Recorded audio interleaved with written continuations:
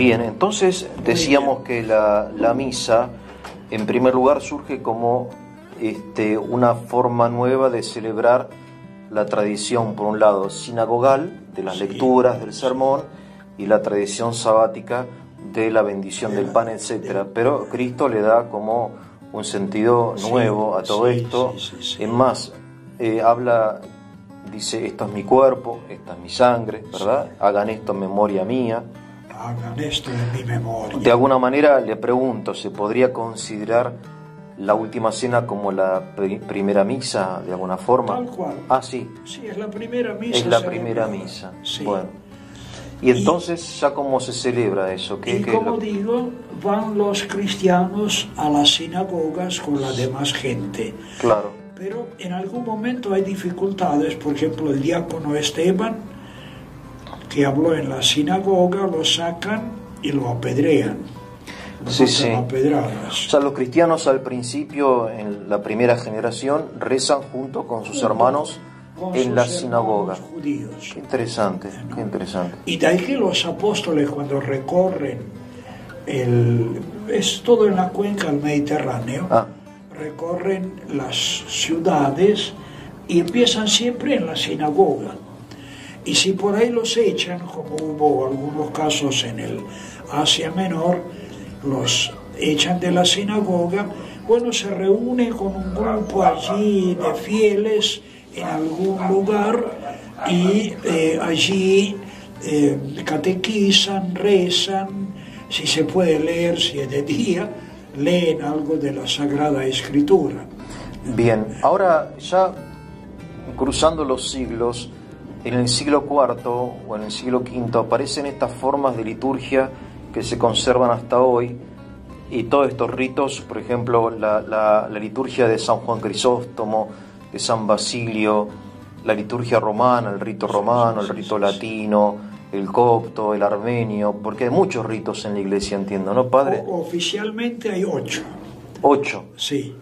Y entonces, volvemos al inicio, y una vez que ya no es posible ir a las sinagogas por las peleas que hay, entonces se reúnen en algún ambiente propio, y allí, además de lo que logran tener libros que son preciosidades en aquel tiempo, de Moisés y de los profetas, ahora desde ya se lee o se recita lo hablado y hecho por Jesús. Claro. Que es el origen de los evangelios. Claro, porque los evangelios primero fueron recitados y después escritos, entiendo. Claro, pues todavía se nota la cadencia, claro, sí. Por ejemplo, cuando Jesús habla de la asistencia a los necesitados, ¿no? Cuando tuve hambre me dieron de comer, cuando tuve sed me dieron de beber. Hay como reglas mnemotécnicas para la memoria. Bienaventuranzas también. Claro, y mismo el prólogo de San Juan, en el principio era el verbo, y el verbo estaba junto a Dios, y qué sé yo, o sea, el final de la frase anterior es el inicio de la frase posterior. Entonces se va como tejiendo la frase, y eso facilita la memoria, porque era una cultura de la memoria, no existía el texto escrito, o era muy raro. Eso hay que entenderlo, que los evangelios eran recitados al principio. Y a medida que se reúnen entre ellos mismos solos, bueno, hay más facilidad para tratar cosas. Se recita lo de Jesús. Claro. Si los apóstoles no están presentes y la comunidad se ha formado, les escriben. Entonces, eso se lee y son las lecturas apostólicas. Las cartas, las epístolas esas. Las epístolas, que comúnmente se colocaban al final, era el cuarto momento escriturístico. Cuando a la vez todo eso resultaba demasiado largo, claro, Moisés, profetas, Jesús, apóstoles. Entonces, como había momentos de oración, que ahí nacen las horas canónicas, la oración de la mañana, que son los laudes, y la oración de la tarde, vísperas, entonces Moisés y los profetas lo dedican a estos dos momentos de oración y para la reunión con la repetición de las palabras de Jesús sobre el pan y el vino, dejan solamente las frases de Jesús y las cartas apostólicas. Ahora hay una discusión acerca de este momento de la liturgia, que en primer lugar que en Oriente utilizan el pan fermentado y en Occidente utilizan el pan ácimo. Sí.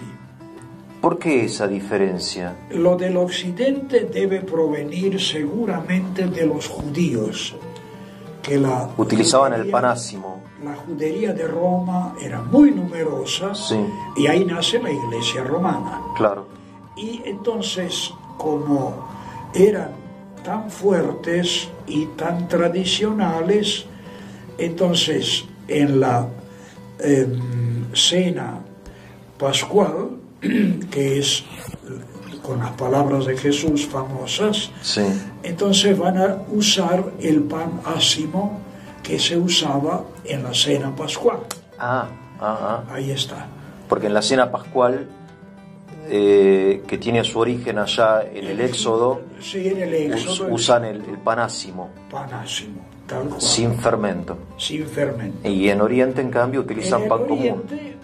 Hasta el día de hoy, me parece. Sí. Se han tomado como base que la última cena era la cena de despedida de Jesús, de sus discípulos. Entonces, en esa despedida se podía comer el pan común. Y ese pan lo utilizan luego para sus reuniones. Bien. Recitan sobre el pan las palabras de Jesús, lo parten y se va dando a los fieles presentes. Bien, y otra discusión que me acuerdo que estudiamos, que en Occidente se considera que el momento cúlmine del misterio es en la pronunciación en la anamnesis, creo que se llama. O recuerdo. Recuerdo, ¿no? Y en cambio en Occidente es la epíclesis, creo, ¿no? Es la invocación al Espíritu Santo, que es posterior a la anamnesis, ¿puede ser? Posterior, por empezar en cuanto al lugar en el libro y en cuanto al periodo en que eso se, digamos, subraya en la oración, cuando se discute sobre la acción del Espíritu Santo, que cualquier cosa que ocurre lo hace el Espíritu Santo.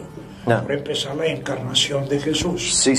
Entonces eso se introduce para que el Espíritu transforme el pan y el vino en cuerpo y sangre de Jesús. Igual siempre está esta idea de la transformación, que en Occidente después se llama transubstanciación, creo, ¿no?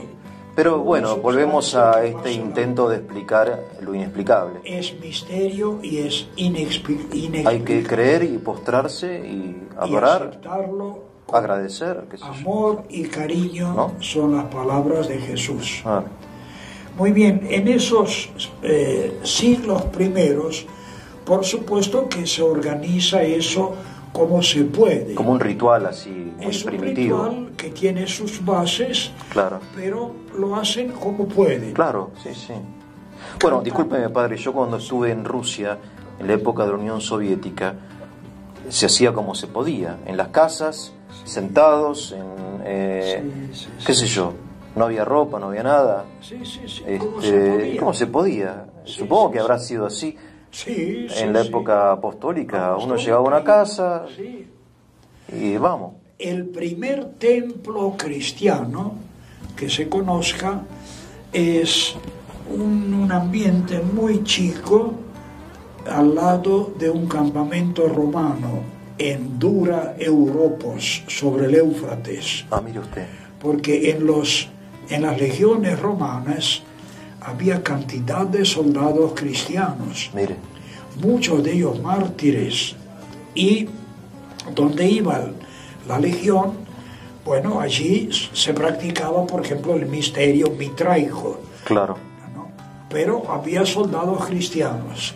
Entonces uno reconoce que eran cristianos por los dibujos en las paredes. El buen pastor, los 5 panes, las los 2 espigas, pescaditos, sí, sí. La oveja perdida, Sí, la última cena, en fin, Sí, cantidad de escenas evangélicas. Sí, sí. La cruz todavía no se usaba, Claro. hasta que fue suprimida la crucifixión.